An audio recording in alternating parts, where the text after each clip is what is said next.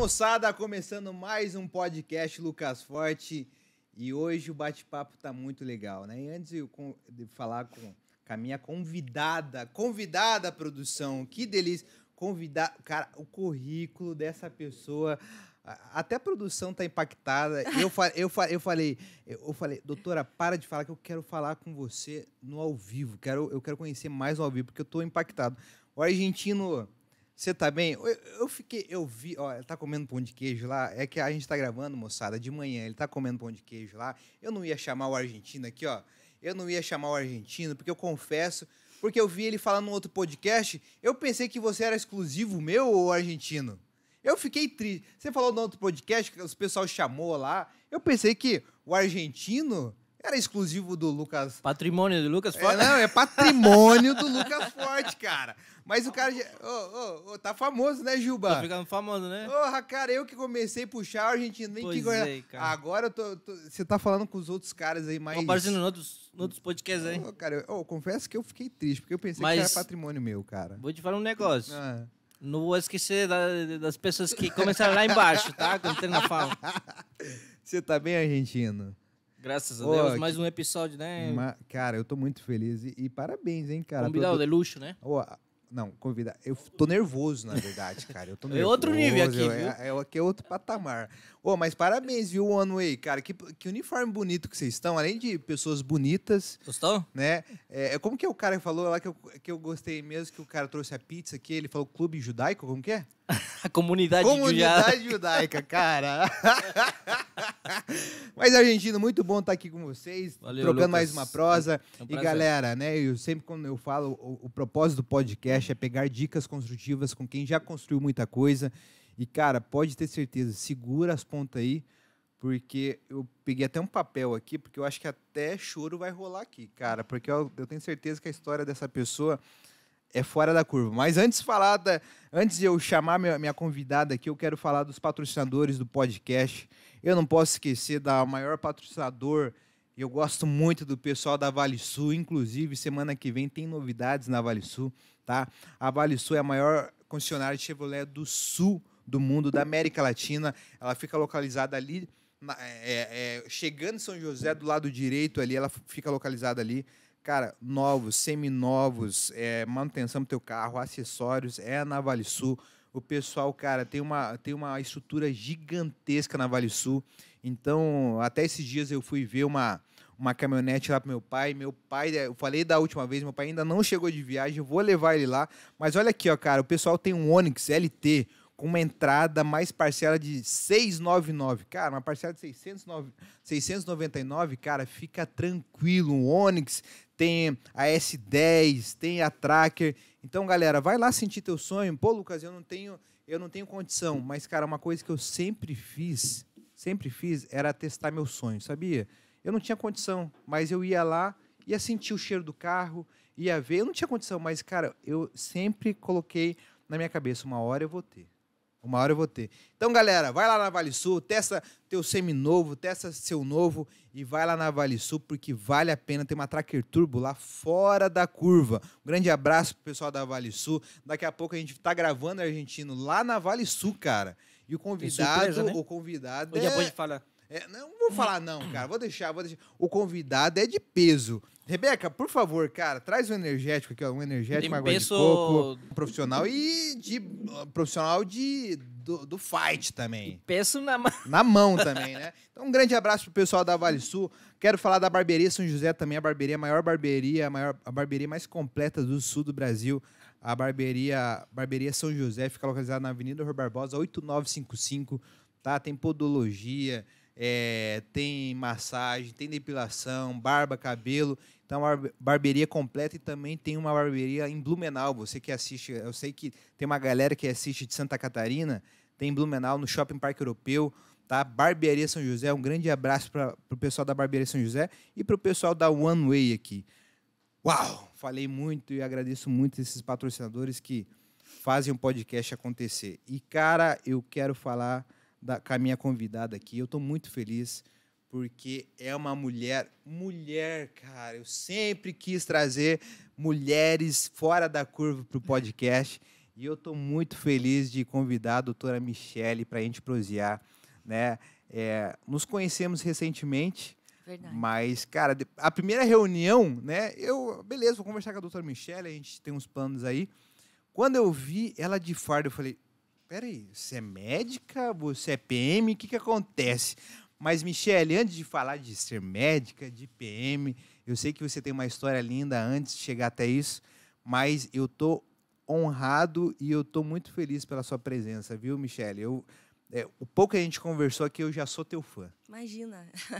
Bom, queria agradecer por ter me chamado para participar, porque é engraçado como eu não me enxergo dessa forma como as pessoas me enxergam, assim.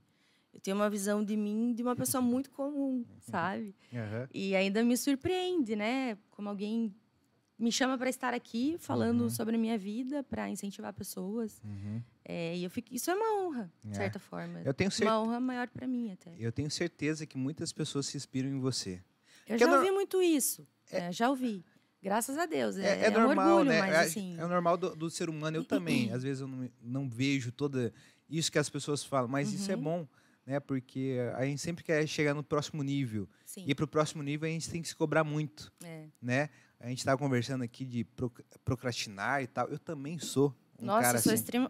Eu sou extremamente procrastinadora. Sério? E eu sempre falo isso nas redes sociais, enfim. Que eu não sou uma máquina de fazer as coisas acontecerem. Eu faço errando um monte no caminho, né? Enfim. Que legal.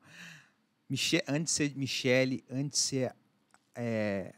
eu vou falar depois. Quem que é essa mulher? Mas, assim, da onde que a Michele vem? Eu quero saber lá do começo. A Michele é de Curitiba, a Michele nasceu aqui, a Michele veio de uma boa família. Me conte o começo da doutora Michele. Eu sou curitibana, nasci aqui, sou filha de gaúcha e de pai catarinense. Nós somos uma família do Sul, né?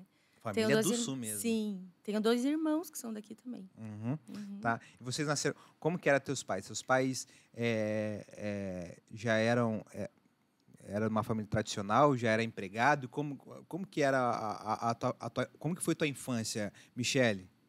Eu tive uma infância feliz, assim. Eu era aquela criança que brincava na rua, que tinha vários amigos, assim, sabe? Era bem criativa. Na época que a gente podia só brincar na rua, né? Delícia. É muito bom, assim. Mas, assim, de uma família muito humilde, né? Meu pai chegou a ter uma empresa quando eu era muito pequena e eu nem tenho memória disso, né? E, enfim. E eu vim de uma família bem pobre mesmo. Aí eu sei de histórias que era a família dos irmãos e tal, separaram e daí meu pai seguiu o caminho dele como comerciante, assim. Entendi. E nós éramos realmente, principalmente ali a partir da pré-adolescência, adolescência, eu era de uma família muito humilde mesmo, assim. Pobre, eu diria pobre mesmo, sabe? Hoje você está na Polícia Militar. Era teu sonho quando criança ser Não. polícia? Qual que era o teu sonho? E como que você foi ser Polícia Militar? Meu sonho, desde a 7ª série, eu lembro a página do livro, assim, que era uma página da aula de biologia que falava sobre sistema nervoso. Quando eu li aquilo, eu falei, não, eu quero ser médica. É com isso que eu quero mexer. Então, o meu sonho sempre foi ser médica. Meu sonho de adolescência, assim. E nesse teu sonho aí de adolescente, parecia muito longe ser médico? Por que parecia ser muito longe? Porque os meus pais não teriam condições de me manter numa faculdade dessa. Mesmo que eu passasse numa federal, livro é caro, material é caro, eu achava que eles não teriam condições de me sustentar por muito tempo. E é caro por muito tempo, né? Exatamente. Não é caro por 1 ano, 2 anos. Né? Exatamente. Então, eu era convicta de que eles não teriam condições, assim. Tanto que, bom, enfim, adiantando um pouco, eu estudava no Colégio da Polícia. Eu, para então, 5ª série... Né? Você foi estudar no Colégio da Polícia? Militar. Militar. E como que foi?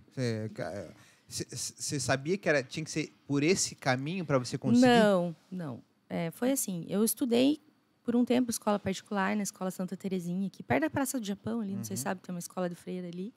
E realmente chegou uma condição que os meus pais, enfim, passaram a ter muitos problemas financeiros e eu tive que ir para uma escola pública. Eu senti muito o baque. Pelo menos, na minha experiência, foi muito diferente em termos de qualidade de ensino, assim, sabe? E a minha mãe se preocupava muito com a nossa educação, apesar de não ter mais condições de nos manter numa escola boa. E ela ficou sabendo do Colégio da Polícia, que apesar de ser uma escola pública, né? E E eu estou falando da minha experiência, não estou aqui dizendo que as escolas públicas são ruins, eu estou falando da minha experiência. Né? Realmente eu senti um baque muito grande da 3ª para a 4ª série. Isso preocupou um pouco a minha mãe, porque ela realmente, apesar de nós não termos condições de ter um bom tênis, uma boa roupa, eu ganhei muito sólido valores e a importância da educação. Isso era a prioridade que os meus pais deram para mim. E por isso eu sou uma entusiasta da educação, porque eu sei que foi isso que me salvou, digamos assim, sabe? E ela me inscreveu para o teste, para a prova seletiva do Colégio da Polícia. E eu realmente sempre fui boa aluna. Eu sempre fui boa aluna. E eu passei na prova, mesmo sendo filha de civil, porque no Colégio da Polícia, 75% das vagas são para filhos de policiais militares e 25% para filhos de civis. E eu passei. Então, eu estudei da 5ª série até o 3º ano. Mas a prova é a mesma? É a mesma prova. Só o número. Só que a concorrência é diferente, né? A concorrência é diferente. A concorrência é diferente. Entendi. Então, assim, eu passei na prova e estudei no Colégio da Polícia, que é um colégio excelente, né? Em termos de educação e de ensino de valores. O Colégio da Polícia, ele não educa só para as matérias. O Colégio Militar, ele educa muito para a vida. Para a vida. É um diferencial que, assim, eu tenho um amor por aquele colégio. Mais tarde, eu fui diretora de turno lá no colégio, como policial militar. Que legal, hein? Que é uma coisa muito incrível para mim. E, assim, se eu acho que tem algo que fez diferença na minha vida, foi ter estudado no Colégio da Polícia Militar. Então, é totalmente diferente do que um colégio público. Com certeza é. Da minha experiência naquela 4ª série, da experiência para o Colégio de Freira e do Militar, assim, é gritante. Foi gritante, pelo menos. Uma curiosidade minha aqui agora, que surgiu. Você falou assim, me preparou para a vida. Como que um colégio se prepara um aluno para a vida? Qual que é a matéria? Como que foi? Nós somos, dentro do Colégio da Polícia Militar, nós temos um quê de quartel. Então, nós aprendemos de educação, sobre os princípios da hierarquia e disciplina. Top. Chegar no horário, estar bem asseado, sim. O tênis tem que estar limpo, a meia é branca, o prendedor de cabelo é branco, né? O teu uniforme tem que estar passado, você tem que estar limpo, você tem que estar com a matéria em dia, você tem que respeitar os seus pais, você tem que respeitar os seus professores, você tem que respeitar os diretores, você tem que respeitar as pessoas, né? A gente também é educado à solidariedade. Então, assim, é muito maior do que aprender português e matemática. Muito maior que isso. Muito maior que isso. E daí foi aí que surgiu a vontade de ser PM ou não? Eu sempre sou muito honesta e eu já fui muito criticada sobre isso, mas eu tenho muita clareza e posso falar muito tranquilamente sobre isso, porque eu sempre falei isso. Eu nunca quis ser policial militar. Eu não queria ser. Nunca? Não. Cara, eu queria ser médica. Só que assim... E teu sonho é ali, martelando. Quero ser médica. Como que eu vou ser médica? Eu fui a primeira colocada do 3º ano do ensino médio do Colégio da Polícia, em termos de nota, né? Eu sempre fui boa aluna mesmo. Percebi. E na época, havia vagas preferenciais para a academia do Guatupê, para os melhores colocados do colégio. E eu lembro que eu estava assim, eu lembro até hoje, a inscrição da Federal era de papel ainda. E eu tinha lá a opção, vou colocar curso de formação de oficiais ou vou colocar medicina. E a minha mãe falou, você que tem que escolher. Mas, assim, não sei se eu era madura ou, assim, prevenida. Eu falei, não, os meus pais não vão conseguir me manter numa escola de medicina. Eu vou entrar para o curso de formação de oficiais. E vou ter minha renda, vou ter estabilidade financeira, vou ter um emprego e daí vou fazer medicina. Caraca, isso quantos anos você tinha? 17. Mas, então, o negócio financeiro estava muito claro para você, então? Eu tinha muita clareza. Assim, a minha vida financeira, não de valores e de educação que os meus pais me deram, eu comecei do zero, sem R$1. Nunca ganhei R$1. Aos 17 anos, eu era financeiramente responsável pela minha vida. Então, assim... E por que eu tenho muita tranquilidade de falar sobre isso? Porque, nossa, entrou na polícia sem querer ser policial e tal. Porque enquanto eu sou policial, eu sou a melhor policial que eu posso ser, independente desse ter sido meu sonho ou não. Eu posso não amar essa profissão, mas enquanto eu estou exercendo, eu tenho que estar amando ela naquele momento. Então, você tem o direito de entrar e fazer qualquer coisa lícita que te dê estabilidade, desde que você esteja comprometido com ela naquele momento. Não precisa ser teu sonho. Pode ser um meio para você chegar no teu sonho. Desde que você esteja fazendo bem feito. Afinal, eu, como funcionária pública, devo prestar um bom trabalho à sociedade. Então, enquanto eu estou sendo policial militar, eu sou a melhor policial que eu consigo ser. Independente do sentimento de amor ou não por isso. Eu tenho que entregar, independente do que eu estou sentindo. Entregar até o máximo. Exatamente. Então, eu tenho muita tranquilidade. Nossa, ela entrou, o que sempre falava? Para um trampolim para ser médica. Sim. Mas enquanto eu estava sendo policial militar, eu fui a melhor policial militar que eu podia ser. Nossa, se tivesse uma música agora... Uau! Cara do céu, cara. Esse é o melhor sempre. Não importa a situação. Não importa. Cara, e como que foi quando você entrou, você fez a escola, depois, como que foi a tua formatura para você entrar na PM? Como que foi até chegar lá para você se tornar uma... Porque você começou como soldado, isso? Não. O curso de formação de oficiais é um curso que você já entra para ser oficial direto. Ah, tá. São 3 anos. Tanto que, se você for olhar, é um curso que você faz vestibular. Tá. Né? Então, você se forma bacharel em segurança pública. Então, eu já entrei como cadete para me formar e ser tenente, digamos assim. Então, eu nunca fui praça, eu nunca fui soldado, nem cabo, nem sargento, nem subtenente. Eu fui direto oficial. Tô entendendo. Vamos falar assim, eu estou sendo grosseira na forma que eu estou falando, só para quem não entende ter uma compreensão. Você é leigo. Isso. As praças, diríamos que seriam a execução do serviço, de certa forma. E os oficiais, gestores, vamos falar assim. E os oficiais estão numa cadeia hierárquica superior às praças, né? Entendi. Então, eu entrei direto como oficial. Mas o cadete, desde o primeiro dia que ele entra no curso, ele já tem salário. Você já é um funcionário público. E um bom salário. Na minha época, não. Era Mudou? bem ruim. Era bem ruim? Mudou. Caraca. Eu ganhava 2.000 que eu entrei, R$450, depois foi para 600, assim. Tanto que quando eu entrei para medicina... Cara, quanto que era, você lembra quanto que era o salário mínimo na época? Eu não lembro. Mas devia Era ser... perto, eu era acho. perto, Mas né? talvez esteja falando bobagem, eu não lembro. Sabe? Tá. Mas quando eu entrei em medicina, eu ganhava R$2.300 como segundo tenente e a minha faculdade era 1.750. Cara, e como que essa conta fechava?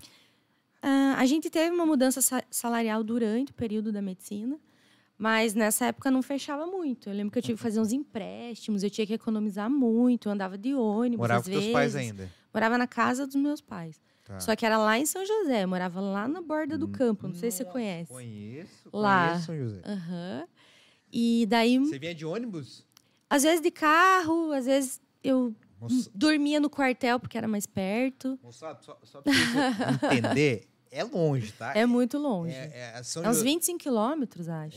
São José é uma cidade... Mas não é São José, tipo Então, a cidade exatamente, satélite de São José, que é metropo- uma cidade satélite de Existe Curitiba. a região São José, É o mas satélite do existe a satélite. outra região na borda do Isso. campo, que é mais longe ainda. Exatamente. E É o como que- satélite do satélite. E como que foi esse período para você de estudar, porque você já era tenente já nessa época ou não? Sim, eu trabalhava na rua. Trabalhava na rua. Uhum. E você estudava para ser doutora já ou não? Não, eu estudava para passar no vestibular, né? Que a gente tem Tá. que entender que passar em medicina não é a coisa mais fácil e do como mundo. que foi esse processo para você trabalhar e estudar? Então, o que me ajudou muito é que eu tinha uma excelente base do ensino médio. Tá. Que o Colégio da Polícia me deu. Então, eu só tinha tempo de trabalhar e ir para o cursinho. Eu não tinha tempo de estudar. Não dava tempo. Ou eu dormia, ou eu não dormia, né? Mas como eu tinha essa base muito sólida, vinda do ensino médio, então, nos primeiros anos eu ia bem, mas batia na trave, né? Até que um ano, que inclusive era o ano, assim, que eu já tinha decidido, se eu não passar nesse, o ano que vem vai ser o último ano que eu vou tentar. Porque, assim, eu não sabia se... Porque, assim, eu era boa aluna, mas passar em medicina é muito difícil. Muito difícil. Mas naquele ano que eu tomei a decisão, eu passei em todos, menos na federal. Eu passei em todos, menos na federal. Não era para ser. Mas tá ok, eu passei na evangélica, que na época era mais barata que tinha, né? E cabia no meu salário. Cabia, assim, daquele Apertar jeito, daquele mas jeito. cabia no meu salário. Eu falei, vou encarar. E eu lembro que esse foi assim, todas que eu passava, eu fazia matrícula. Só que você tem que pagar a matrícula, que é o valor de uma mensalidade. Emprestava dinheiro de uma tia, porque daí eu falei, se eu passar na outra mais barata, eles me devolvo para ela. E fui dando uns pulos, assim. Não sabia como ia ser. E passei no evangélico e fiquei feliz. Tanto que, assim, eu achava que eu não ia passar, porque a prova foi, acho que, a mais difícil de todas que teve aqui no Paraná, assim. Mas a prova foi tão difícil que todo mundo não foi muito bem. Então, eu passei na primeira chamada já. E foi isso, era para ser lá, porque algumas pessoas não passaram no evangélico, passaram na federal, então foi bem heterogêneo, assim, naquele ano. E falei, vou encarar. E no primeiro ano eu tive que bancar tudo, assim. Depois eu consegui o FIES, sabe? Aí isso me ajudou. Mas no primeiro ano foi assim, foi Com fazendo muita empréstimo, relação. foi pulando o almoço, foi andando de ônibus. Teve uma época que o comandante me liberou um quarto no quartel para eu poder dormir, para não gastar tanta gasolina. Que ele via teu corre. Ele via, meu... E, tipo, eu ganhei... Não era um quartinho meu, mas eu podia pôr umas roupas e eu dormia no quartel, sabe? Para poder economizar gasolina, porque era muito caro e muito longe, né? Então, eu dormia no quartel. Ô, Michele, me fale, como que foi esse processo? Teve vontade, o que eu tô fazendo? Teve vontade de desistir ou Toda não? hora, porque assim... eu não tô aqui para me fazer... Eu não gosto muito dessa coisa de histórias de superação, assim, sabe? Esse clima. Não, eu tenho que fazer o que eu tenho que fazer. O mundo não é justo. E dentro da minha realidade, o que eu tenho que fazer? É isso. Só que, assim, foi muito difícil. Eu pensei em desistir várias vezes. Foram muitas noites de choro, porque, assim, eu trabalhava de madrugada, estudava de dia. Então, era noite sim, noite não, virando madrugada de serviço. Então, eu dormia a cada 48 horas. Então, tipo, eu trabalhava, virava madrugada, tinha o dia inteiro de aula, porque medicina integral, dormia. Dia inteiro de aula, serviço, sabe? Algumas aulas, obviamente, que eu só estava de corpo presente, porque eu não aguentava. E, assim, eu tinha muita ajuda dos meus colegas da faculdade, sabe? De me emprestar o caderno, se precisava, de, às vezes... até colocar o nome num trabalho. Hoje eu posso falar, né? Os professores não vão me julgar. Mas, assim... Coloca meu nome aí. Mas os professores viam o meu esforço, sabe? Eles viam o meu esforço. E eu estudava mesmo. Eu estava realizando o sonho da minha vida. Assim, eu podia não ser nada, mas eu só tinha que ser médica. Sabe? Então, assim, eu sei que o meu olho brilha quando eu falo disso. Porque era isso. Eu tinha que ser médica. Então, assim, eu dei o meu tudo. Eu fiz tudo que era preciso e que, assim, meu corpo aguentou. E tua mãe nessa época? Então, a minha mãe, os meus pais se separaram quando eu estava na academia e tal.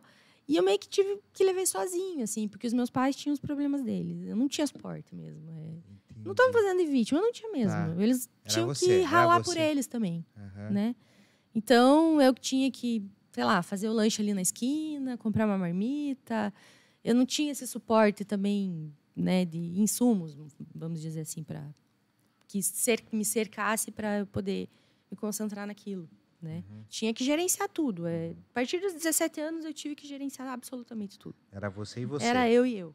Assim. Caraca, Michele. Claro que ninguém faz nada sozinho, mas um comandante que, né, me ajudava, que conseguiu essa escala da madrugada para eu poder trabalhar, um colega que trocava o serviço para eu poder ir para aula. Então, assim, não foi sozinha, mas de forma geral, assim, dentro daquilo que eu precisava para mim, eu tive que ir me virando. E eu acredito que você era a única tenente a fazer medicina na tua sala, ou não? Tinha outros? No passado, né, um oficial combatente que fez medicina e chegou até o coronelato, inclusive. Mas, assim, contemporaneamente ali, no meu momento, naquele momento eu fui a pioneira, assim. Era só eu. Depois vieram outros. E quanto tempo ficou nessa? 6 anos da faculdade. 6 anos. Não peguei nenhuma final, nunca reprovei. Fui direto. Fui segunda colocada da turma ainda. Você é muito CDF, Michele. Eu sou CDF. Você é muito CDF, cara. Mas eu sempre brinco que eu sou aquela CDF torta, porque eu sempre fui CDF, mas eu era do fundão. Eu era a que usava roupa de skatista. Entendi, eu era cara. tipo a que fazia bagunça. Não era... Eu nunca fui aquela CDF padrão americana, assim, que ficava lá na frente. Até porque eu sempre tive muita dificuldade de aprender em aula. E depois, mais tarde, eu descobri que eu tenho transtorno de déficit de atenção e hiperatividade. Por isso, então, eu não consigo me focar numa aula. Eu meio que era chegar em casa e pegar o que o professor falou e daí estudar. Então, para mim, a aula não... Daí eu acabava bagunçando. Só que o professor não reclamava tanto, porque eu ia bem. Então, eu ficava chato, ficava ruim para ele, sabe? Mas eu sempre fui mesmo. Caraca, Michele. Cara, foi um momento, cara, muito de trabalho. Porque você era tenente... Era. E fazer assim, medicina. Eu sofri muito preconceito, foi muito difícil, tinha muitos movimentos contras, né? Por que você sofreu preconceito? Que tipo de preconceito você sofreu nessa época? medicina, o que medicina tem a ver com a polícia? O que você vai contribuir com a polícia fazendo medicina? Então, assim, denúncia atrás de denúncia anônima de que eu não trabalhava. Como que ela faz medicina e trabalha sem integral? Aí ficar respondendo denúncia, mandando escala toda hora. Mas hoje isso é bom, porque se alguém me questionar, eu falei, vai lá no setor lá da Secretaria de Segurança Pública e pega todas as denúncias que fizeram contra mim na época, pega minhas escalas e faz um dossiê e você tem a sua resposta, sabe? Porque isso também era muito importante para mim, né? Não ficar devendo nada para ninguém, mas no sentido de favor, sabe? Não de ajuda. Muitas pessoas me ajudaram e eu sou... Nossa, não tenho como nomear, porque foram muitas mesmo. Mas, assim, eu estava recebendo salário. Eu tinha que entregar. Não podia me aproveitar daquilo. E eu trabalhei. Eu não deixei de trabalhar 1 hora. Não trabalhei 1 hora a menos do que eu tinha que trabalhar durante a minha faculdade de medicina. Nesse período, teve alguma época, em policial mesmo, como tenente, teve um período muito tenso para você, de trabalho, de ação, de alguma coisa na rua que aconteceu, algum acidente? Teve alguma história que você lembra que foi mais difícil, que aconteceu no teu trabalho e afetou nos teus estudos ou não? Assim, eu trabalhei muito tempo no batalhão de trânsito. E, assim, eu sou uma pessoa bem corajosa, sabe? É uma característica minha, assim. Então, eu não tinha medo de entrar em confronto armado, de tomar um tiro. Eu tô ali, entendeu? Vai pro campo mesmo. Eu acho que o policial militar tem a obrigação de ter um nível de coragem, né? A gente faz um juramento de colocar a própria vida em prol do outro. Então, assim, mas, assim, crianças atropeladas por bêbados que morrem é muito pesado. Caramba. Então, assim, Muito ver aquela... difícil. É muito difícil. Uma vez, uma criança, acho que foi na Juscelino Kubitschek, foi atropelada por um caminhoneiro, era um caminhão, e ele estava alcoolizado, assim. E ver aquela criança daquele jeito, e aquela família desesperada, sabe? Aquela criança, linda criança, assim, aquela coisa angelical, né? E você vê naquele morta, ensanguentada, atropelada por uma pessoa que bebeu. Eu acho que, para mim, as coisas que mais pegavam eram isso, assim. Tanto que eu sou abstêmia, né? Não bebo nada de álcool. Mas é independente disso, já antes disso, na minha adolescência, eu nunca gostei do gosto, eu nunca gostei de ver pessoas bêbadas. Isso é uma escolha minha, não é um julgamento de valor, mas não gosto. E depois dessas histórias, isso se reforçou ainda mais, assim. Então, ver pessoas morrendo na mão de bêbados, assim, para mim, mexia muito comigo, assim. Porque, assim, não foi ao acaso, né? A pessoa, assim, foi muito irresponsável. Então... Não bebam e dirijam, por favor. Cara, é difícil, hein? Difícil, hein? E quando você estava fazendo medicina, você pensava, eu vou parar de servir no policial, ser policial militar ou não? Você queria seguir carreira? Eu pensava em sair, sabe? Você pensava em sair? Eu pensava, assim. E seguir a carreira na medicina? Só que, quando eu me formei, eu já estava num patamar na minha carreira que talvez nem faltaria tanto até para me aposentar. E é aquela coisa. Você era tenente quando você Primeiro tenente. Primeiro tenente. Quando eu me formei. E assim, eu já tinha mudado um pouco a questão salarial. Então, para mim, eu tinha uma estabilidade financeira e eu não tinha um background familiar. No que eu quero dizer com isso?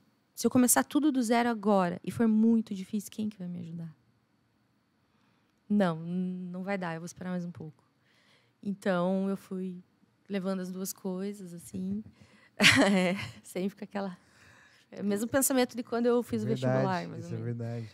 Eu acho que a minha história foi me gerando esse mecanismo de defesa. Hoje eu penso, será que eu não deveria ter sido mais ousada? Mais radical, mas, assim, ok. Foi o que eu consegui decidir naquele momento, né? Então, assim, hoje eu estou conseguindo ser mais médica um pouco, trilhando o caminho que eu gosto dentro da medicina e construindo aos poucos, apesar de não ser nova, né? Não estou na tenridade para começar a vida. Não aparenta a idade que ela tem, não aparenta não, hein? Tenho 40 anos, mas hoje a expectativa de vida já é muito maior e eu me sinto com muita saúde para fazer muita coisa. Você se formou que ano? Eu me formei... Eu terminei em 2013 e me formei em janeiro de 2014. Em janeiro de 2014. E você era primeiro tenente? Primeiro tenente. Como que você entrou... Me fale os patamares que são. Você entrou na polícia, que patamar? Eu já entrei como aluno oficial. Então, existem as praças dentro da polícia e os oficiais, né? Então, Tá. as praças são soldado, cabo e sargento, subtenentes. Tá. Uhum. E aí, entre os alunos oficiais, que são os cadetes, que é como eu entrei na academia do Guatupê, são 3 anos como cadete, e daí você se forma aspirante a oficial. Tá. Depois, segundo tenente, primeiro tenente, capitão, que é o que eu sou hoje, major, tenente, coronel e coronel. Você é capitão hoje. Sou capitão. Tem que respeitar, cara. Ah, é bom, né? Capitão, doutor, médica e atleta ainda. Eu já fiz uns bicos de atleta. Me fala de atleta, da onde que surgiu? Surgiu no processo para você ser atleta? Me fale qual que foi o primeiro esporte, como que surgiu? Porque cara, aonde tinha tempo para fazer tudo isso? É que assim, quando eu falo que colégios militares são maravilhosos, eu não tô brincando. Foi no colégio da Polícia Militar. O esporte é muito incentivado. E eu entrei pro time de handebol. Tá. E eu fui do time de handebol, mas era um time assim, de competir, de viajar, de treinar 3 vezes por semana. Se uma faltava, a outra cobrava, porque você não veio treinar, você tem compromisso com o time. Então, não foi só a disciplina militar, foi a disciplina de esporte que eu recebi no colégio também. Então, assim, é uma formação muito integral.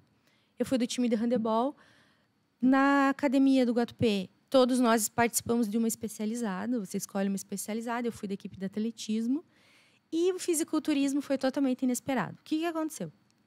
Eu sempre fui mirradinha, assim, sabe? Eu sou ainda, mas eu era mais.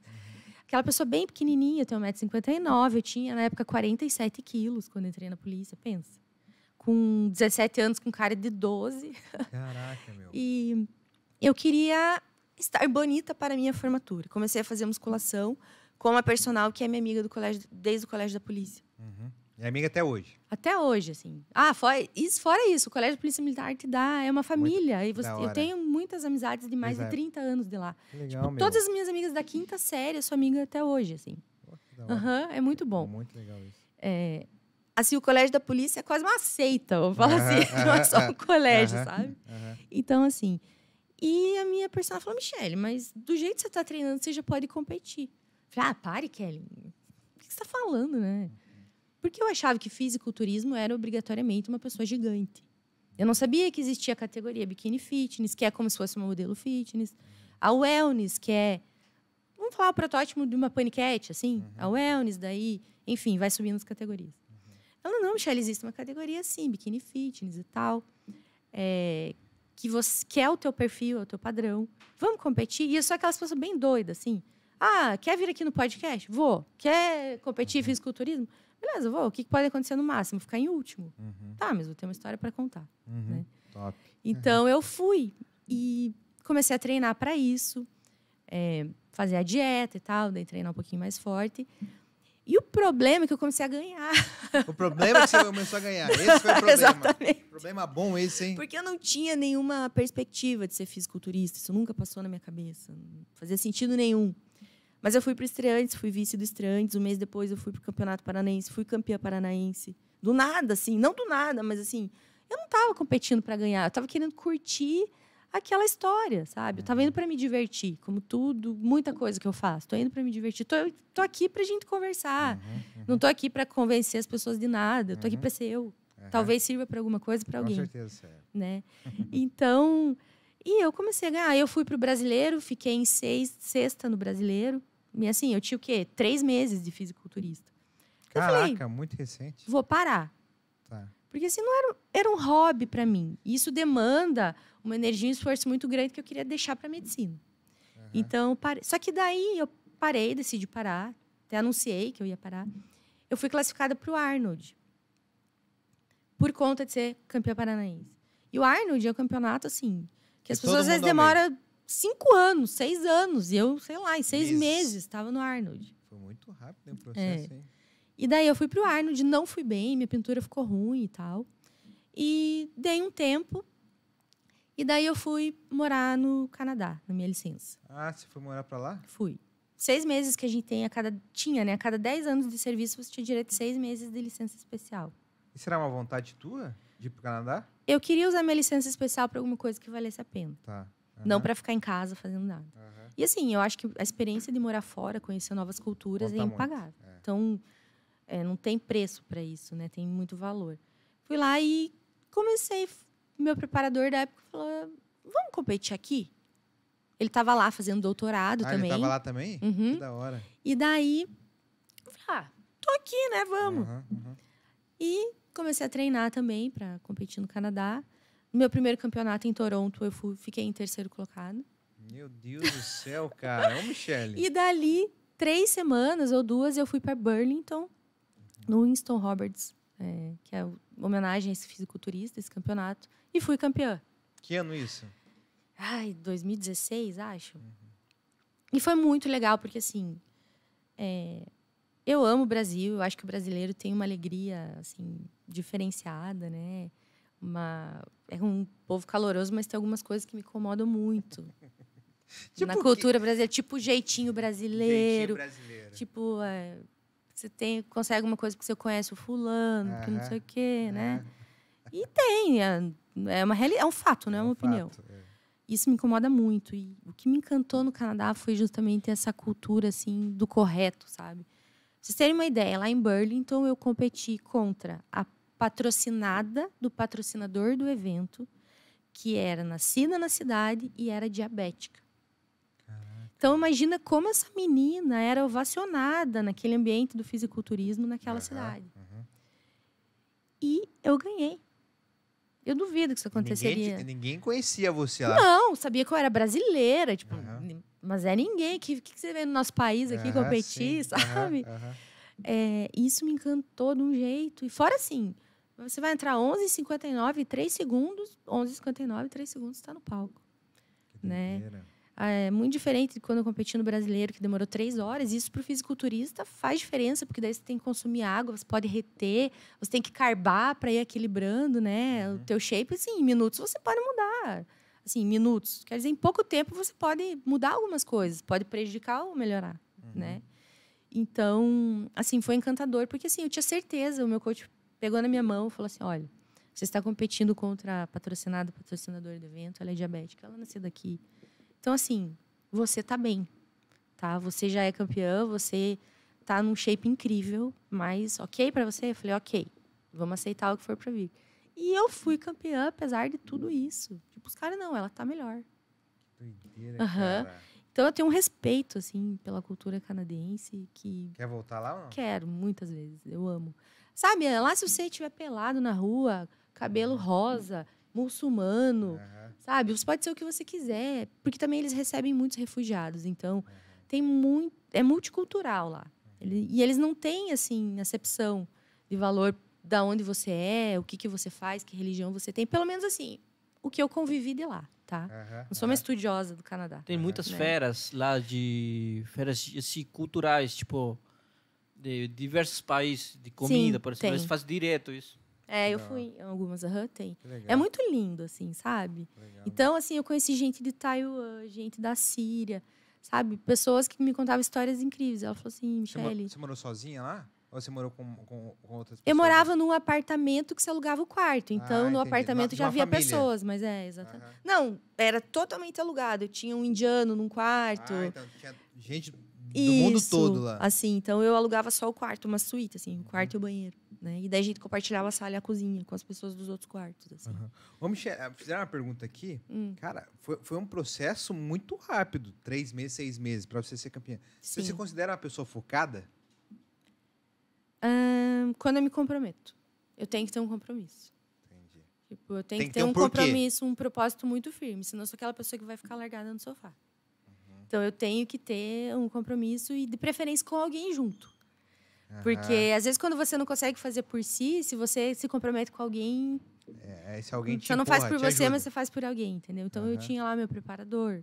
Eu tinha as pessoas que estavam confiando em mim, que estavam trabalhando comigo junto. Mas, assim, eu dei várias, assim, fugidas. Que nem no próprio Estreantes, assim, eu fui num casamento um mês antes. Não, uma semana antes eu comi 12 docinhos. 12? 12. Que delícia! Daí eu fui vice, até mas vontade isso foi de ver bom. um docinho agora, Você vê, nem cara. sempre não ganhar é ruim, né? Falei, opa, fui vice. Então, agora eu vou pro primeiro. Aí eu fui. Mas eu sou assim, quer ver? Quando eu tomo a decisão, eu faço, assim. Quando que eu parei de comer, assim, colocar açúcar nas coisas? Eu tava lá na aula de inglês, sentei na cafeteria lá, pedi um chá. Lá no Canadá, isso? Não, aqui. Quando eu era mais nova. Tá. Nem era... Tava fazendo medicina, tava só fazendo cursinho e tal. Eu olhei assim e falei... A partir de hoje, eu não tomo mais açúcar. Falei, moço, me vê um chá sem açúcar. Nunca mais botei açúcar na boca. Tá, nunca mais coloquei nada. Eu decidi que eu não ia mais colocar açúcar nas coisas. O que foi mais difícil para você? Em relação ao fisiculturismo, à medicina... Em relação ao fisiculturismo. Não comer as coisas. Eu amo doce, eu sou Giovanella. É massa e vida. Entendeu? Era não comer as coisas gostosas. Não estou falando nem em quantidade, é cortar mesmo as coisas gostosas. E sabe o que eu fazia? Para mim funcionava, mas eu acredito que para a maioria não. Tá. Aí eu ficava assistindo pessoas que faziam receitas de doce, assim. Aquilo me dava um alívio, assim. Calma aí, eu não entendi agora. Pra mim funcionava. Mas como assim? Tipo, você não podia comer doce? Mas eu assistia a pessoa fazendo. Mas assim. Você assistia, mas não dava mais vontade? Não, pra mim funcionou. E às vezes eu tomava uma Coca Zero, assim, que dava uma ajudada. Mas assim, quando eu boto um negócio na cabeça, eu falei, agora é isso. Eu vou no modo automático. No modo automático do que é preciso e não do que eu quero. Uhum. Você falou que você é procrastinadora. E como extremamente. Que foi? Procrastinadora. É muito difícil. Tipo, a tua mente já pensa, não, amanhã eu faço. Amanhã eu faço. Eu sou essa pessoa. Como que você tira isso da cabeça? Não, tem que fazer hoje. É pelo propósito? É pelo porquê? Pelo propósito. Exatamente. É pelo porquê. Porque senão... Eu não sou aquela pessoa, eu preciso aprender, eu sei que é importante, tá? Uhum. Então, aprenda o que eu faço de errado. Sou aquela pessoa que curte o processo. E o processo... não. Tá, ok, eu concordo. Não consigo, eu tô olhando lá. Eu tô sofrendo aqui e tô olhando lá. Curto, não consigo. Esse negócio da subida e tal, não sou essa pessoa. Entendi. Entendeu? Eu não sou perfeita. Eu tô lá no resultado. Não, eu quero lá. Eu quero lá. Entendeu? Entendi. Então, eu não sou. Embora eu saiba que isso é importante. Não sou. Não sou essa pessoa. Que doideira. Cara, porque o procrastinar tem muito. Eu também sou, mas assim, o que me tira de procrastinar, de pensar o amanhã, é o resultado e o meu porquê. Uhum. Exatamente. Eu faço essa pergunta no final, geralmente, do podcast. Mas você tem... Se eu não fizer isso, eu não vou chegar naquilo. Você tem uma meta... A gente vai falar do teu consultório e tal, mas você tem...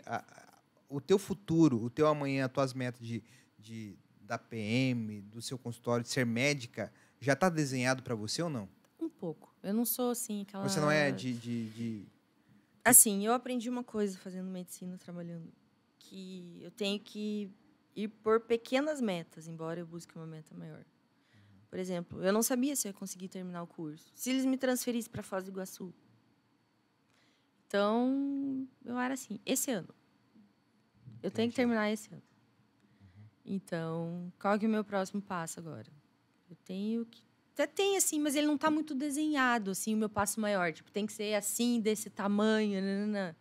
Eu tenho que chegar lá, tá? Mas agora, para eu fazer a primeira escada, o primeiro degrau para eu chegar no fim da escada. Porque se eu colocasse muito o meu olhar lá, eu só ia ver problema e dificuldade, sabe? Ia ser muito mais difícil para mim encarar. Então, como que eu vou fazer para enfrentar o primeiro ano? Deu. E o segundo agora? E o terceiro? Como que o terceiro funciona? Como que eu vou bater o terceiro? Foi assim que eu aprendi. Ô Michele, como que foi para você chegar no Capitão Giovanella, que é você conhecida assim, né? Capitão Giovanella. Como que foi chegar? Porque, cara, ser capitão, cara, não é qualquer um, né? É o sonho de muitos, acredito, que lá dentro. Até pessoas... Imagina ser capitão. Como que foi? Mas, assim, eu acho importante eu falar isso, que eu não sou expoente em tudo. E eu acho que... Porque, às vezes, a gente mostra as pessoas de sucesso e pode falar palavrão? Pode, tem que ser polido. Não. Pode falar, fica à vontade. Mas, assim, você olha aquela pessoa de sucesso, com aquela vida perfeita, que tudo que ela faz, ela conquista. E fala, nossa, eu sou uma merda, né? Tipo... né? Fale eu não sobre quero ser essa pessoa. Eu não quero que as pessoas olhem para mim se sentindo assim. Eu não sou um expoente dentro do oficialato. Eu tive que atrasar muito a minha carreira dentro da polícia para poder ser médica. E é uma escolha que eu avoquei para mim. Eu não sou embora eu tenha sido a terceira colocada da minha turma de oficiais, eu não fui das primeiras promovidas, porque eu sabia, você não consegue tudo, não dá para ter tudo. Eu abdiquei de ser o expoente dentro do oficialato. Não que eu tenha ido mal, mas assim, eu não fui das primeiras, porque em vez de ganhar ponto fazendo um curso interno, eu estudei medicina. Então, eu sou capitão, mas eu não sou o expoente do oficialato, a primeira a ter sido promovida. Mas eu sei que eu sou uma excelente oficial. Uma coisa, outra coisa. Né? E eu não vou ser modesta nesse sentido, eu sou mesmo. Então, assim, eu abdiquei de ser a primeira a ser promovida para ser médica. Então, eu sou capitão. Não é fácil chegar nesse posto, exige relação, mas, gente, às vezes você tem que saber o que é a tua prioridade. Não dá para tudo ser a tua prioridade. Sim. Então, assim, eu não fui das primeiras da minha turma a ser capitão. Tem pessoas da minha turma que foram promovidas muito antes de mim. Mas elas estavam lá, fazendo o jogo, né? Fazendo concurso interno, ganhando ponto de pós, enfim, os requisitos lá necessários para você ser promovido. E eu não fiz nada disso e fiz medicina. Agora me fale para nós leigos aqui, o que um capitão hoje faz? Qual que é teu setor? Qual que é a responsabilidade hoje de um capitão? Assim, a polícia militar, ela é multi, né? Nós agimos em várias frentes. A sociedade, ela recebe o serviço de segurança pública, de segurança, de atendimento de ocorrência, mas tem toda uma parte gerencial, tem muita coisa, né? Que eu não vou expandir muito. Mas eu trabalhei muito tempo num lugar que eu gostei muito, que foi no Centro de Operações, como chefe de operações. E o que é isso? Né? É a unidade da Polícia Militar que coordena as pessoas que recebem as ligações do 190 e despacham viatura. E eu era coordenadora dessa equipe, na minha equipe. Né? A chefe dessas pessoas, coordenava esse serviço. Que atendia o 190, é isso? E despacha a viatura. Atende, recebe a ligação do solicitante e manda a viatura. Cara, me conte, cara. Inclusive, eu era chefe de operações quando teve aquela situação de Guarapuava, eu que era chefe de operações, eu que estava de serviço. E era um serviço que eu gostava muito, assim, porque você coordena o policiamento da cidade. Que teve um ataque em Guarapuava, ao quartel, inclusive, sabe? Foi uma ocorrência bem grande, assim. E, assim, era muito bom, assim. A gente tinha uma união muito grande da equipe, assim, das pessoas que trabalhavam comigo. Quantas pessoas, mais ou menos, você coordenava ali? Umas 20. Doideira, cara. E hoje eu estou na junta médica, né? Eu trabalho com o serviço administrativo da polícia, de gerência, e também exerço medicina como perita médica. Por que será, né? Porque, mas voltando, que surgiu uma curiosidade minha. Dos 190, como que vocês lidavam com os trotes? Como que é isso dentro, cara? Hoje existe um filtro. Tá. Antes não existia. A gente trabalhava com as estatísticas de trote, né? Mas existe um filtro que hoje, quando você liga, você tem um direcionamento do tipo de ocorrência. Tá. Né? Você escuta uma gravação que diz: é uma emergência, um acidente de trânsito, é violência doméstica ou é informação, por exemplo. Isso cortou muito o trote, porque o cara que faz o trote, ele já quer brincar na hora. Então, quando ele vê que tem que escutar alguma coisa, tem que selecionar alguma coisa, meio que deu uma... Ainda acontece, mas deu uma boa filtrada, sabe? Isso ajudou bastante. Porque hoje a gente trabalha com a mesma metodologia dos pronto-atendimentos. Só que lá é o protocolo de Manchester. Por exemplo, se você chega com dor cardíaca, você entra primeiro. Não interessa ter uma pessoa com tosse há 40 minutos. Você vai entrar primeiro.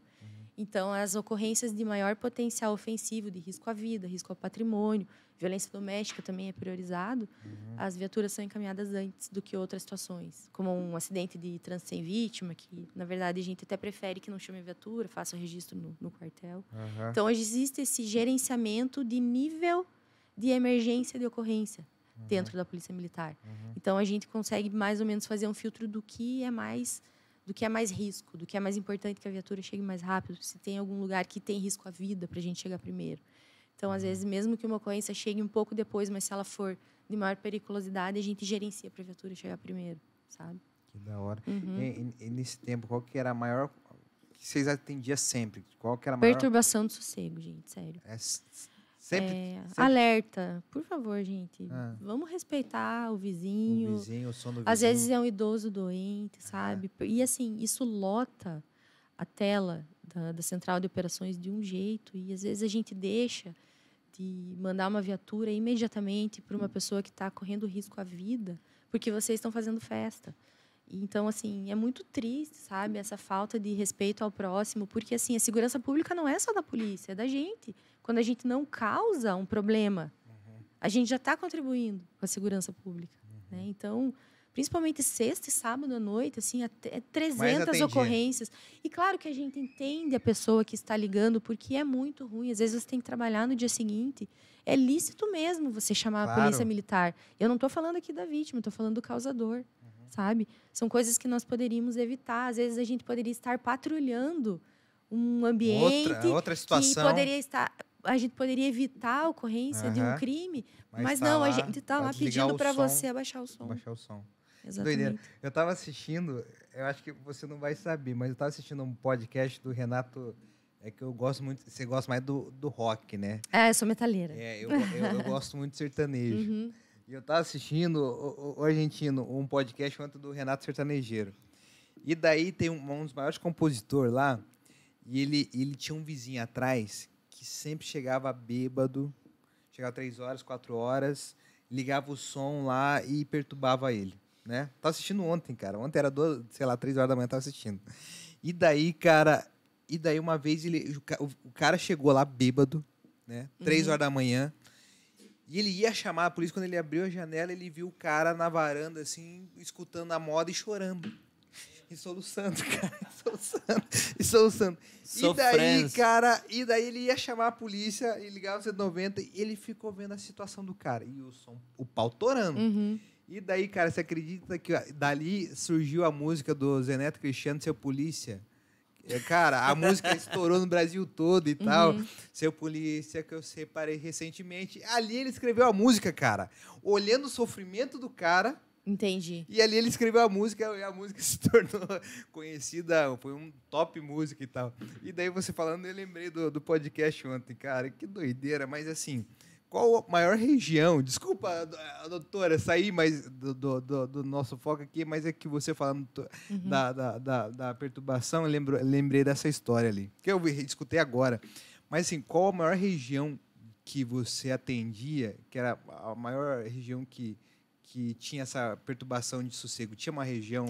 não dá para dizer. Dá? Não, em todas as regiões. Colombo, Boqueirão, alguma coisa, todas as regiões?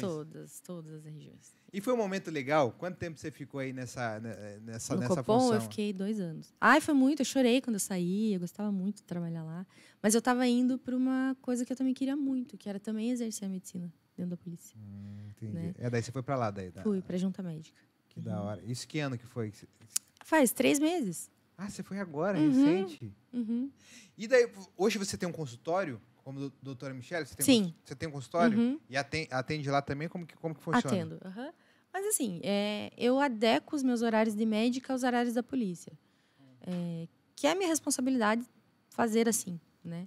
Então, a polícia diz o horário que eu tenho que trabalhar e os horários que eu não tenho que estar no quartel são os horários que eu me adequo para minhas outras atividades. Assim. Uma pergunta. A Polícia Militar do Paraná, cara, hoje me dá uma sensação, cara, que deve ser uma delícia trabalhar lá dentro, porque a gente cresce muito, a gente vê muita coisa, né? Porque é muito organizada a Polícia Militar do Paraná, cara. É surreal a organização que tem. Eu acho, porque eu sou paranaense também, mas eu gosto. Mas, cara, eu acho que a Polícia Militar totalmente, né? É um destaque, sim. Eu vejo aí nas ruas, eles fazem colocando os coninhos e cada 2 O militarismo traz muito essa organização. Eu acho o militarismo lindo, sabe? Quando existem desvios, são por causa do desvio de pessoa, não é do militarismo. Inclusive, o militarismo, ele te ensina a respeitar o seu subordinado, sabe? Tratar ele bem. Então, tem essa visão da boa convivência, do respeito mesmo, assim. Eu acho o militarismo lindo, eu sou fã do militarismo. Eu acho que se todo mundo pudesse ter uma experiência dentro do militarismo e aprender coisas a respeito de valores, sabe? De retidão, de comportamento, de caráter, que eu acho que faz bem para todo mundo. Legal. Eu, inclusive, seria a favor de serviço militar obrigatório para mulher. Eu sou. Eu não entendo por que é só para homem. Mas é uma opinião muito particular. Eu nunca tinha pensado nisso, olha só. Legal. Todo esse tempo de polícia, me fale uma situação, um fato, uma ocorrência que te marcou muito. Foi da criança. Foi da criança. Eu gosto de história, eu gosto de acontecimento. Tem as histórias engraçadas. Me fale uma história engraçada pra gente. Eu acho que eu não posso falar aqui. Não. Pode até não posso. Ai, cara, não, Michele. É que a gente vê cada Michele, coisa. Ou você vai contar nos bastidores. Não, conta. Michele, conta. Ai, até gostei, ó. Me fale. Que a gente vê cada coisa. Michele, eu quero saber. Agora eu tô curioso. Gente, eu tô vermelha, né? Não tá não, ué. Não? Não, me fale. Eu quero saber. É que essa história, ela foi, assim, não sei, foi muito diferente, assim. Quase bizarra, eu diria. Eu tava trabalhando, né, no batalhão de trânsito e eu encontrei com um acidente. Um carro tinha batido num poste. Aí eu, obviamente, né, paramos a viatura primeiro para ver se as pessoas estavam bem. Minha prioridade, vai ser, não é o carro, a estrutura, são as vidas, né? E eu encontrei, tinha um senhor dentro do carro e um garoto, um rapaz, brigando com o senhor porque o senhor não o tinha pago, né? Não tinha pago? Pago o serviço dele. Dentro do serviço. Carro? Dentro do carro. Entendi. O serviço dentro do carro. O serviço dentro do Graças carro. a Deus eu não cheguei a presenciar o serviço. O serviço. Mas eu acho que talvez o acidente aconteceu durante o serviço. Durante o serviço. Exatamente. 2 homens lá dentro. Tá. Mas era um rapaz. Assim, rapaz, tá. Um rapaz mais jovem e um senhor. Eu falei, meu senhor, o que está acontecendo aqui? Você está bem e tal, né? E o rapaz brigando com ele. Por que ele não me pagou? Por que ele não quer me pagar? Porque não sei o quê. E o carro destruído. Carro destruído, o senhor lá tonto ali, na parte do motorista e brigando. Eu falei, tá, primeiro você calma, primeiro eu vou ver o que está acontecendo, porque eu sou bem firme, assim. Eu, meu senhor, o que está acontecendo? Visivelmente alcoolizado, né? Eu achei que era uma mulher, eu não estou entendendo o que está acontecendo aqui e tal. Mas não, é porque ele talvez estava constrangido. O rapaz não estava vestido como mulher, nada. Ele estava vestido... Tá. Ele tinha um comportamento, né, mais afeminado, assim, né? Mais delicado. Mas, assim, não era, não tem como, assim. Não tem como. Então, tá bom, mas você tem família, eu preciso, né, entrar em contato. A gente vai também chamar a ambulância para atender vocês, ver se está tudo bem. Não, pelo amor de Deus, não chama minha família, minha esposa vai me matar. E é sempre essas histórias assim, né? Mas até aí, ok, né? Histórias da vida real. Aí o rapaz, eu falei, tá, então faz o seguinte, ele fez o serviço, não quer saber. Tá, mas você vai pagar o serviço do menino. Ele estava super bem, não tinha nenhuma lesão. Tal, para ele ir embora e a gente gerenciar esse problema aqui. Daí o menino, não sei o quê, você tem que pagar. Daí ele pegou e falou assim, isso faz o quê? Talvez 10 anos, um pouco menos. Ele olhou para o senhor e falou assim, me dá o meu cincão. Quando ele falou isso, aí eu não aguentei. Eu perdi a postura. Eu saí, eu tive que rir. Porque assim, eu não acreditei que aquilo estava acontecendo por causa de cincão. Eu dei o cincão para ele. Vai, meu amigo. Vai, meus queridos. Por causa de cincão, cara. Juro, eu ri. Eu não aguentei. E daí eu saí para não rir na frente deles. Eu tento, né? A gente tenta manter, mas é que tem limite. Aí eu fui lá para a esquina, eu ria. Eu não acreditava que aquilo estava acontecendo. O cincão, cara. Me dá o meu cincão. Aí eu falei, faz favor, paga o serviço, vamos resolver. Ele pagou o serviço. O cara foi, o Pia foi e resolveu. O Pia foi, daí a gente entendeu com isso. Mas, assim, são coisas, assim, absurdas. Tem até uns oficiais que eles têm um livro, eu acho. Eu não sei te dizer o nome agora. De mas eu posso ter, desse tipo de história extremamente bizarra, engraçada, fora da curva, fora do comum que a gente presencia. E tem outras, assim. Mas, sério, aí eu não aguentei. Eu ri muito. Eu sei que eu contando, eu estrago um pouco, porque eu não tenho muito essa característica da picardia, de ser engraçadona. Mas, sério, foi muito engraçado, assim. Quando ele falou, me dá meu cincão, eu não aguentei, assim. Cara, por causa de cincão. Você falou em livro, e eu quero fazer uma pergunta. Um livro. Você tem um livro? Peguei essa do César Berger. Eu gosto de tanto, sim. Eu não sou muito do livro de autoajuda, essas coisas, assim, sabe? Mas eu acho que os livros do George Orwell são obrigatórios. 1984, A Revolução dos Bichos, são livros obrigatórios, eu acho que para qualquer ser humano. Que da hora. Uma comida. Massa. Massa? Uhum. Legal.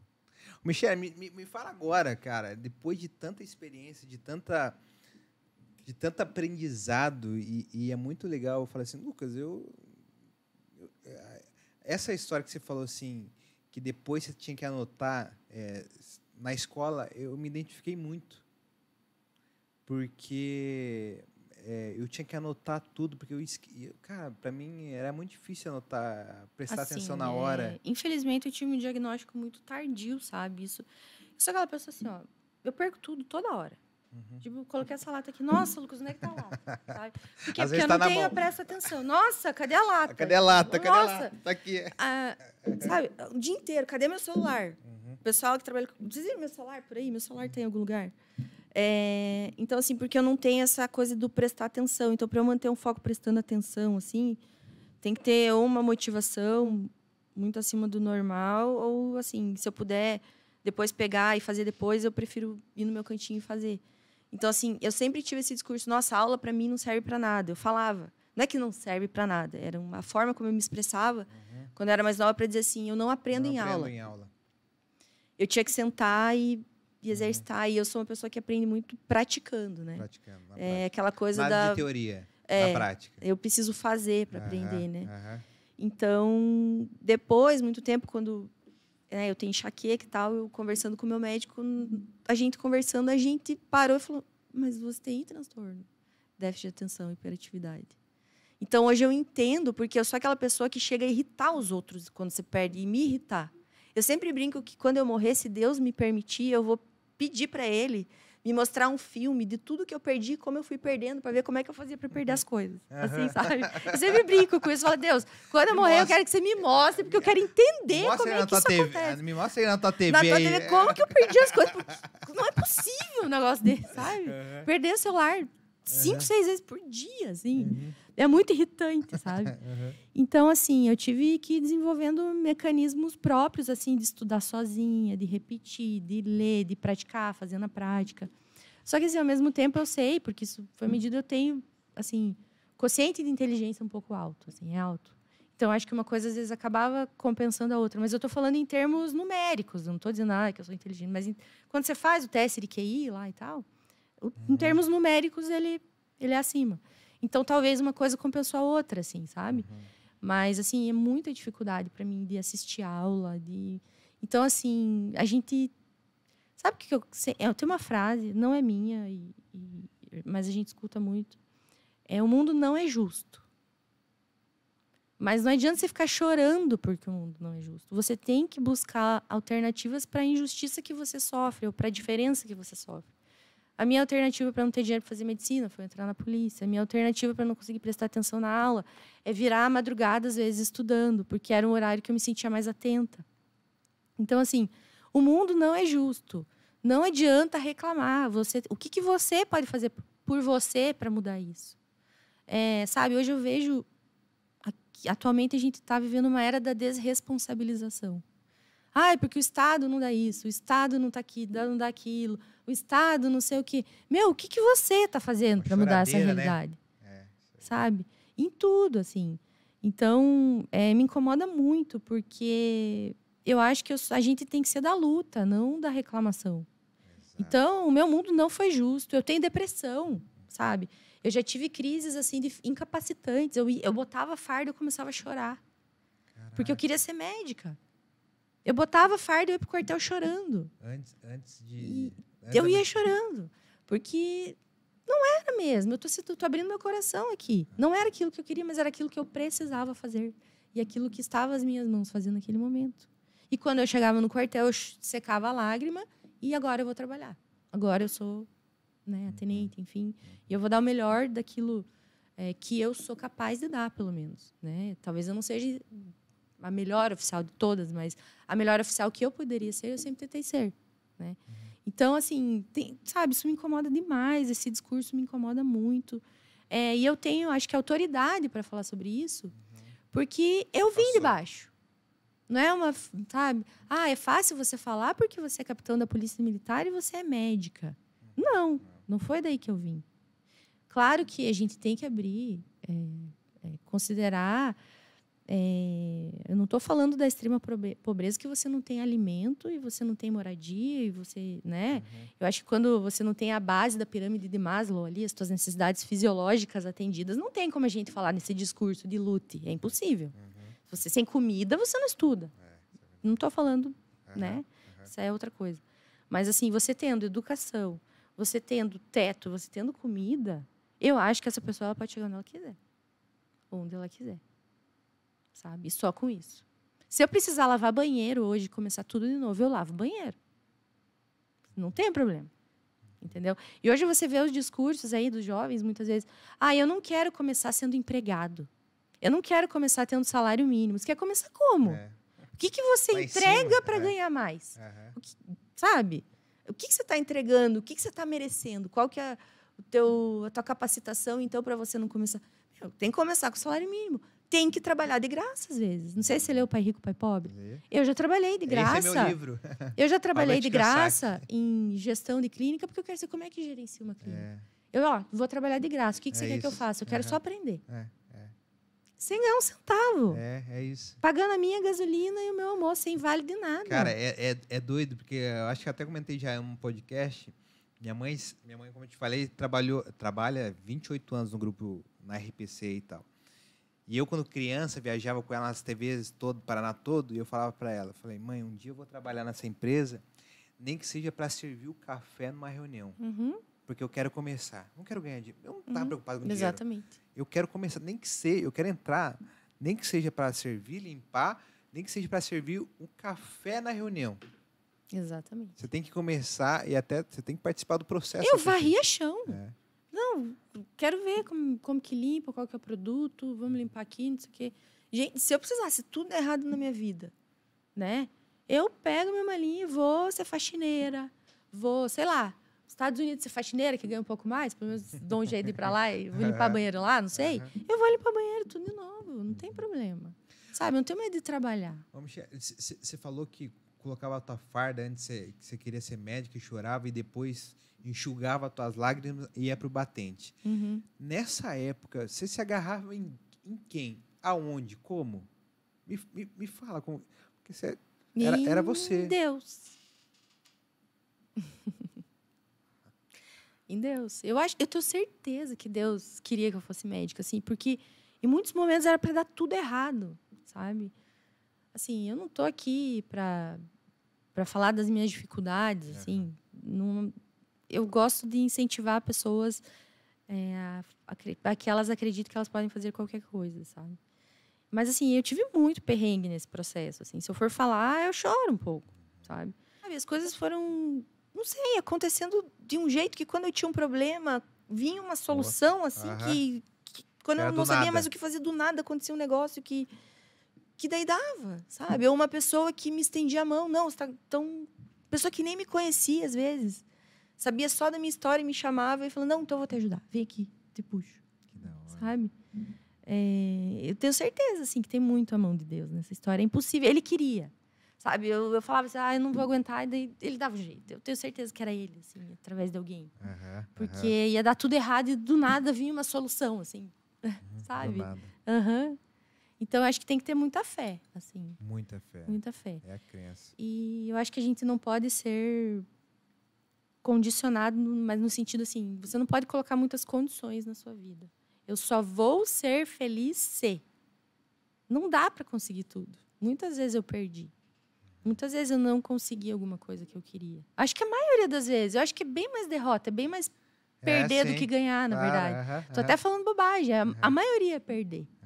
Né? Para você ganhar. Concordo. É sim. Se você pegar, se eu pensar lá atrás, fazer uma retrospectiva, a maior parte é perder. Né? Então, acho que é isso, assim. Até o último, teve um legal, o Thiago Psaia, ele é um dos fundadores aí da Woods, Grupo Woods e tal. No último podcast, ele falou assim, cara, tem mais história triste do que... Exatamente. Do que quando até chegar o processo, teve muita história triste. Ele falou, e eu não tô falando que é gostoso, tá? Não tô romantizando a parte ruim. Ai, porque, nossa, graças que eu passei por tudo isso que foi ruim que eu tô aqui hoje. Eu não agradeço nada, não. Eu acho ruim, que foi né? bem ruim, Foi eu não ruim, queria né? ter aprendido desse jeito. Sinceramente, ó, doeu. se eu pudesse escolher, eu não teria passado. Se eu pudesse pular, eu pulava. Então, não fico, ai, se eu não tivesse passado por isso. Mas isso aqui é uma verdade. Não é bonito, mas é verdade. É aquele ditado, você vê as pingas que eu tomo, mas vê os tomos que eu levo, né? Isso, exatamente. Mas esse é o processo, cara. O processo te deixa você muito... Eu já chorei muito, gente. Nossa, é que eu não... Por que eu vou ficar lá postando, ai, tô chorando, porque isso aqui deu errado? Não quero. A vida já tá difícil, você vai mexendo no celular de uma pessoa desgraçada lá. Porque o processo dói, cara, até você chegar lá E outra, eu sou muito insegura, sabia? Isso é uma coisa que eu acho importante falar. Apesar de toda a minha história de ter conquistado muitas coisas, eu sempre acho que eu não vou dar conta. Só que eu vou com medo. Eu vou com medo. Eu acho que eu não sou capaz, mas vou. É assim, entendeu? Eu não sou aquela pessoa segura. Não, porque eu já tenho isso aqui, já conquistei aquilo. É só mais uma coisa. Não, eu sempre acho que eu não sou capaz. É impressionante. Isso é uma coisa que eu trabalho em terapia, tá? Não é bom. Mas eu vou com medo.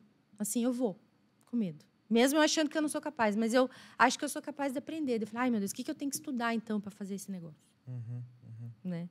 Então, é assim. Tá, então, procuro quem sabe para me dar umas dicas e tal. E vou. E algumas vezes dá certo. Cara, Michele, cara, é surreal, mano. É muito bom escutar as histórias e você, cara, tem que tirar o chapéu. Tem Imagina!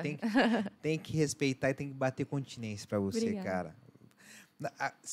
Médica Michele, qual que é a tua especialista? O que você quer ser?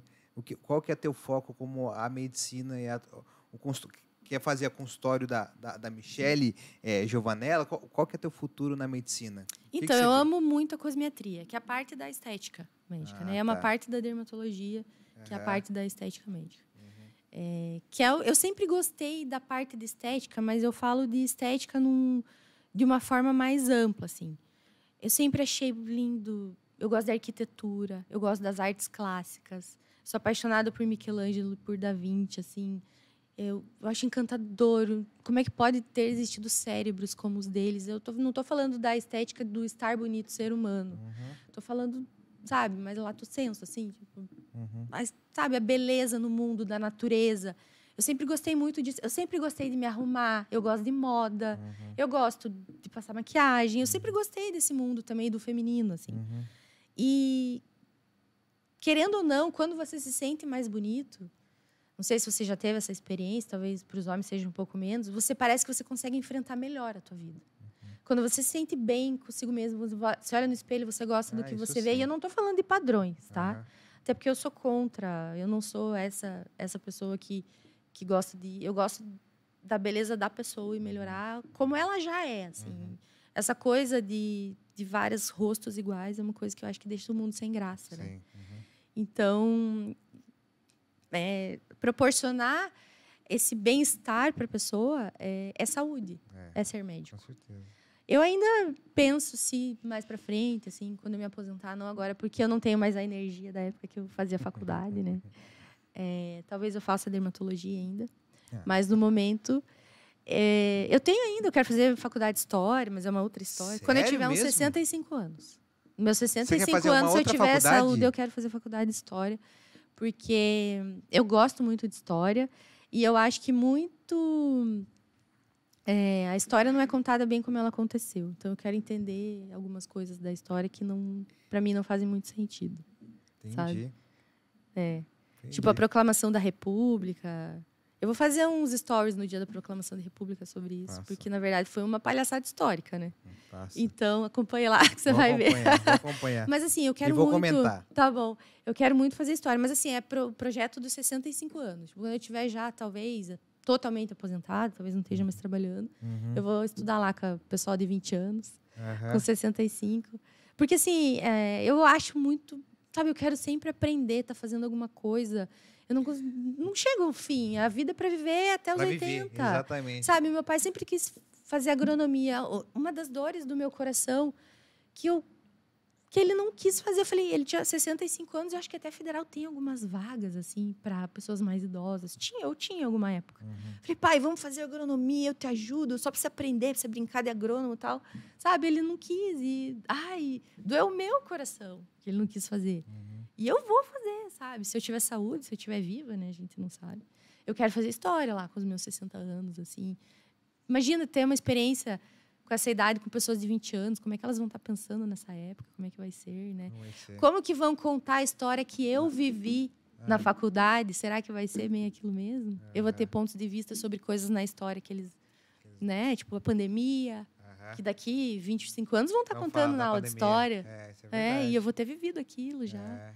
Né? Então, acho que vai ser bem legal. Cara, muito legal, hein, cara? Eu sou meio doida, eu não sou muito certa. Você é muito eu sou meio doida, fora. cara, mas é dessas pessoas doidas que acontecem as coisas, cara. É tipo assim, cara... Gente, eu sou maluca. Tipo eu assim, não sou certa. Mas é tipo eu assim, tenho essa é uma das convicções sobre mim.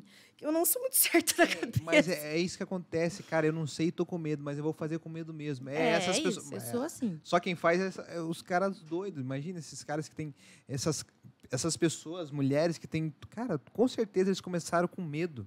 Com certeza. Entendeu? Por isso que acontece. Cara, eu tô com medo, mas vai ser com medo mesmo. Exatamente. Eu vou aprender no processo. Sim. Exatamente. Tipo, eu tenho a capacidade de estudar isso aqui e aprender. Eu não sei, isso. mas eu vou dar um jeito. Qual que é o jeito que eu tenho que dar? Eu ainda não sei. Michele, muito legal escutar a tua história, cara. Obrigada. É uma história de superação.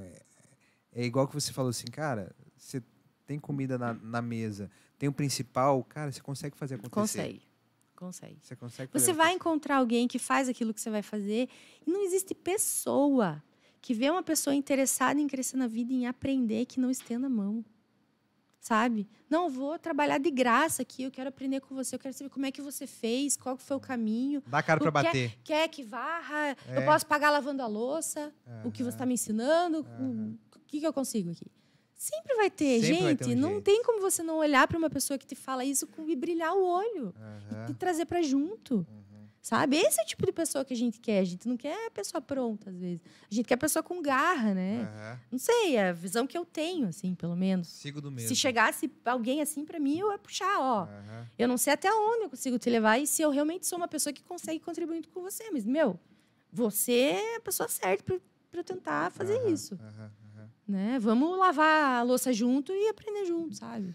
Michele, cara, muito legal, cara. Você é fora da curva, cara. Imagina, obrigada. Você tá nesse patamar porque você é uma mulher fora da curva e eu gostei muito de escutar a tua história e eu aprendi, acredite, eu aprendi muito com você hoje. Imagina, obrigada. É uma honra para mim estar aqui.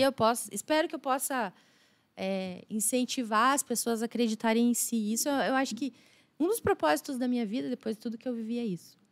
É mostrar para as pessoas que elas podem ser o que elas quiserem, independente de onde elas vieram, e fazerem com que elas acreditem em si. É por isso que está no meu Instagram lá, eu sempre gosto de falar sobre os meus defeitos, sobre as minhas dificuldades, para mostrar que é uma pessoa comum que conseguiu algumas coisas. Não é uma pessoa extraordinária que conseguiu algumas coisas, entende? Eu sou igual a todo mundo, né? Com a minha depressão, com a minha, sei lá, no início minha falta de dinheiro, com o meu transtorno de déficit de atenção, com baixa resiliência, que eu não sou uma pessoa resiliente, com dificuldades no aprendizado de algumas coisas e outras não. Igual você, igual todo mundo que está... Das pessoas que vão escutar isso ou ver, enfim. Eu ia falar para você deixar uma frase no final, mas você fez um fechamento incrível. Não precisa, cara. Muito. Obrigada. Michele, deixa teu Instagram aí. Não sei se você tem só um Instagram. Eu só tenho Instagram. Então, não, eu sou mais. Fala aí analógica. Que a produção vai deixar aqui no rodapé. Que fala, gente, né? O rodapé. Me fala teu Instagram, fala pro pessoal te seguir lá. É @doutora.dra.michele Giovanella. Tanto Michele quanto Giovanella com 2 L's. Então, @doutora.michele Giovanella. Legal, legal. Michele, cara, todo sucesso do mundo pra você. Para vocês também. Cara. Muito obrigada a vocês.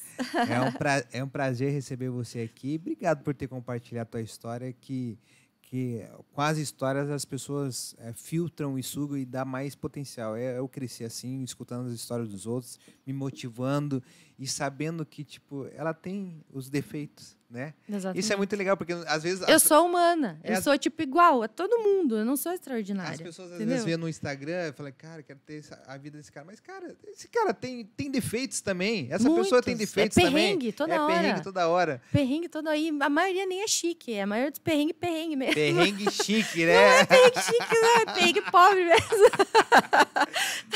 Michele, cara, que honra. Obrigado, viu? Eu que agradeço. Obrigada. A prosa foi muito boa, cara. Fiquem Obrigado. com Deus. Tudo de bom. Amém. Até mais. Tchau, Moçada, cara, que legal. Ô, produção, foi legal. Rebeca, gostou, né?